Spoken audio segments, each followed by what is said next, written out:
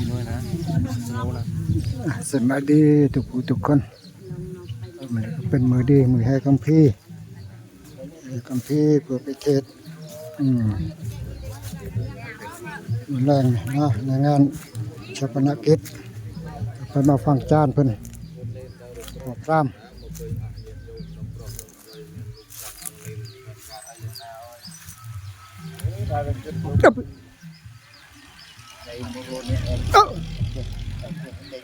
รับเนี่ยเราเคยบ่นมาตามหลักมันเคยขาดเลยเคยขาดเลยจังโมโรเนี่ยเจ็บรับจังเคยบ่นน้อยเกียนเลยน้อยรวมเนี่ยเจ็บรับทุกทุกอย่างเลยก็งานบุญเลิกจองแบบหลายเกียนเนี่ยมอไอ้ก็น้องโดยเป็นโดยยกไอ้หน้ามวยละพุทธเราจะทำเคยขาดเอาโซ่เลยสลับหลังเลยเรียนเมื่อตัวเมียนนี่มาหาบุกเกิลมีเสียมตัวเป็นหมื่นเป็นโลก็เดินต้องขึ้นไปบุญดับนำลูกน้องมือบัดเด็กบุญเจ็บท้องเจ็บอันระบอจินเนิบจะโซ่จะเนิบบัดดักลักปุราปุร้องจะด่ามองเครื่องตะออกเรียนบ่อัดเมียนเต้ลังกี้คือชาเตียงเจ๊นูโอ้มันเมียนเต้เราเอาชาเตียงเจ๊เราคือทานใจนะมัวปีนาเป็นเรามัวแต่งตัวมันวังซาสิซาเย็นมันหมดตรงไหนแล้วมัวปีกายมาเริ่มกลายดารุโปรดัตมัวปฏิอาเนียนโยเกิดการอะไรยังน่าเกิดลูกดังอังเนนดังโปรดังไตรในฟังเกิดการอะไรยังน่าเกิดทำโมโรเนี่ยก็เรียกเจเนี่ยเด้งโมดูบนโนเจียนนี่โอ้เจ็ดราไปเป็นเงียบเดียวกันเราเราโอ้ยจะมาเจ็ดที่น่าเรียนบ่มัวปีนาหมดเลยน่าชายล่าสมองเรียกมาอุบวชเจ็ดอะไรเจ็ดอะไรเลยก็ทำนัวมันโตมาดับมือละเรียกว่าโหคอมโซนแล้วก็โซปะชันน้องเต้ดูเต้เต้เต้ร้านเตี้ยเจ๊โอ้ยอ่ะเจ๊เกิดติดถ่ายเจ๊เล่นภาษาท่าจะได้โอ้ถ่ารัวดูป้าเนี่ยกลัวเฮ้ยโอ้ยยกตัวในเต้ตัวหน้าตัวใน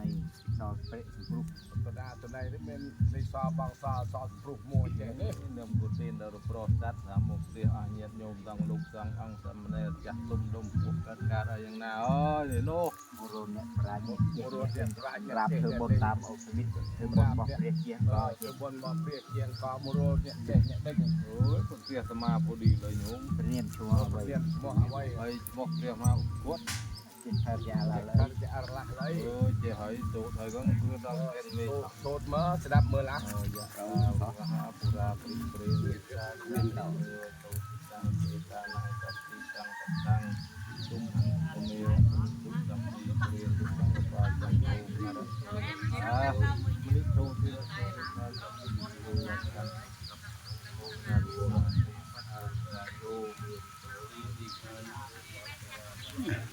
การให้กัมพีตามประเพณี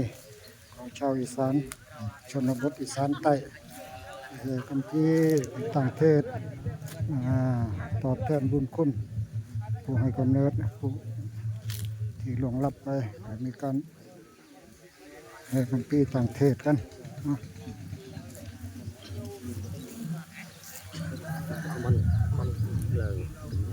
โอ้จากเกี่ยวเจ๊จากเกี่ยวเองจากเกี่ยวเมียมเต้าเต้จากเกี่ยวสบายตรวจจำกันหน้าปุ่นตาม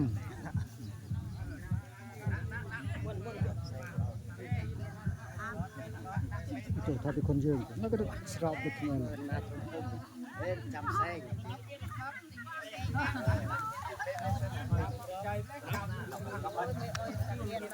เกียนเป็นลามเลยแกดื้อตะเกียบเอาไอ้ที่เตาบ้านเอาลืมก็ได้มันโชว์ในดง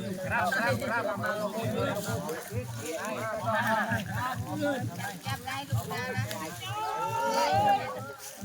กำเนิดกับกราบลืมคนแท้กระดองกำเนิดกับกราบการขึ้นบันไดไต่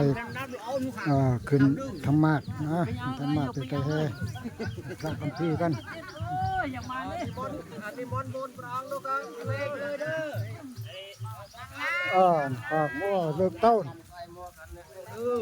กันหมดจับหมดนี่โยกกระไซอยู่เอ้ยเนี่ยโยกกระไซดื้อเอากระไซกรอบเนี่ยโกนเจ้าจักตุ่มสรบแสรที่บ้านมาแห่กุมปี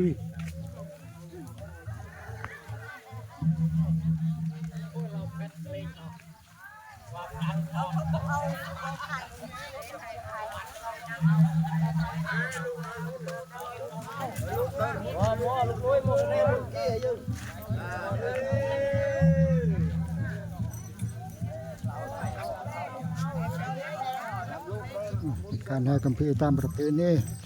ของชาวอีสานศิลป์ชาวอีสานตอนล่างไทยอีสานตอนล่างการให้กัมพีเพื่อไปทำพิธีตั้งเทศตอบแทนบุญคุณผู้มีพระคุณที่ล่วงลับไปตอบสนองแทนคุณผู้ที่เลี้ยงดูมาลูกเต่าเหล่าล้านมีความกตัญญูกตเวทีตอบแทนคุณของคุณพ่อที่ละโลกนี้ไปลูกเต่าเหล่าล้านก็ได้เฮ็ดตามประเพณีที่สืบทอดกันมาตั้งแต่โบราณ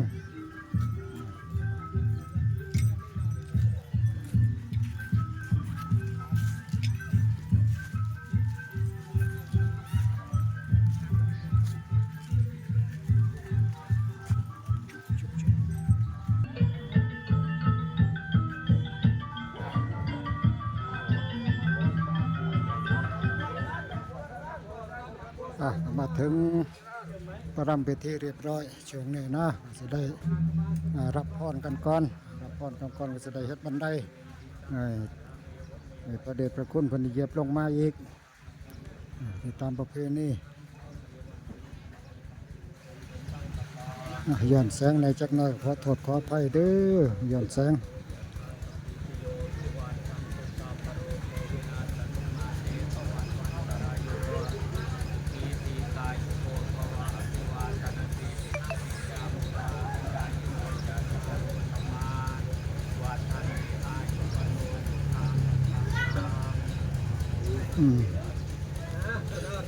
เฮ็ดบันไดลงเอกไปนี่บันไดสิเม็ด3 คัน 5 คัน 7 คัน 9 คันเดี๋ยวแต่ลูกหลานหน่อยหลาย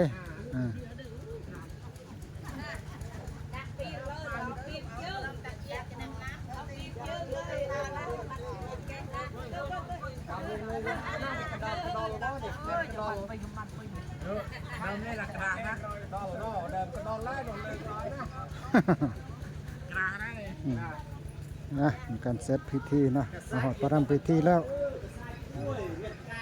ต่อไปจะได้เจริญพุทธมนต์เชิญพุทธมนต์เสร็จก็จะได้เทศเทศพุทธชาโจทย์เฉลยมาไล่หมื่นมาไล่แสนคนกีหรือคนเยื่องหรือฮะ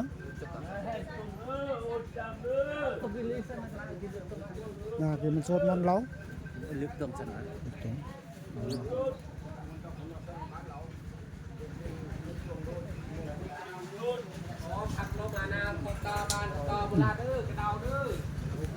หาพัดลมพัดยังมาแน่เด้อพัดลมอยู่บังไดพัดลมป่วยมาหาหลวงพ่อหลวงพี่ทั้งพี่แน่กันร้อนพัดลมแดดก็ฮ้อนฝนก็บ่ตกก็พอดิ้นพอแฉะผู้พ่อสิได้ซุ่มเย็นย้อน